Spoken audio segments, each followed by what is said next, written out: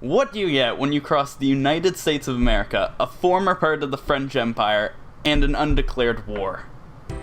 The Vietnam War! What? No, not the Vietnam War, the Quasi War.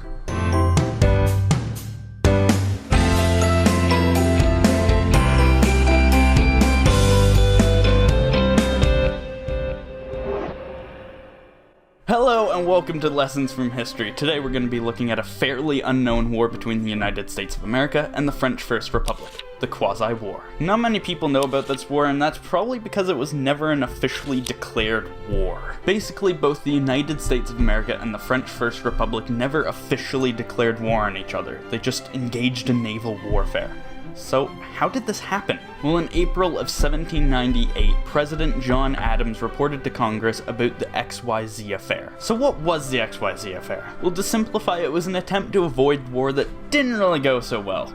Why? Well, when President Adams and his delegation arrived in France, they were met by three French agents known as X, Y, and Z, or Z, I don't care how you pronounce it. The agents told him that if he wanted to speak with the foreign minister, he would have to do three things. First, a bribe would have to be paid. Second, a loan would have to be paid for the French war effort. Third, Adams would have to apologize for anti-French sentiment he had made. Guess who never learned how to say sorry? Now, while the US Congress was being the bureaucratic mess that it always is, France was in the middle of fighting basically all of Europe in the War of the First Coalition. The US had declared its neutrality for the war, but it was still doing trade with Britain. France saw this action as a breach of the previously signed Treaty of Alliance and planned on raiding American merchant ships. That wouldn't be the final nail in the coffin, however, as the Kingdom of France had become the French Republic. Following the French Revolution, the US stopped paying all its debts to France. Their reasoning was that since the Kingdom of France had made the loan, and since it no longer existed, they didn't actually owe the French Republic anything.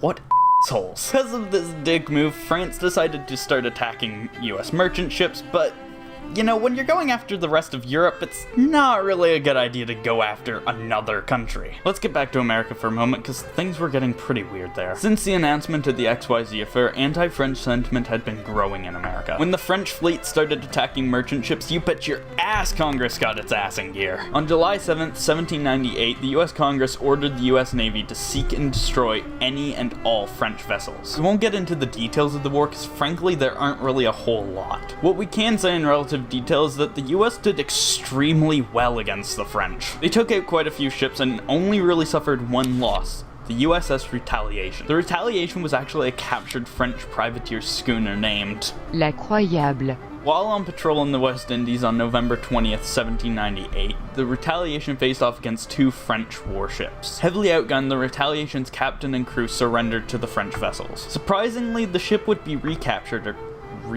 recaptured, by the USS Merrimack the following June. Because of independent operations by the US Navy and the British Royal Navy, France had to tone down its attack on merchant shippings by 1800. On September 30th, 1800, the Treaty of Mortefontaine was signed that ended not only the war, but all other agreements between the United States of America and France. All in all, the US Navy came out of the war with 85 French ships at a loss of about 2,000 merchant ships.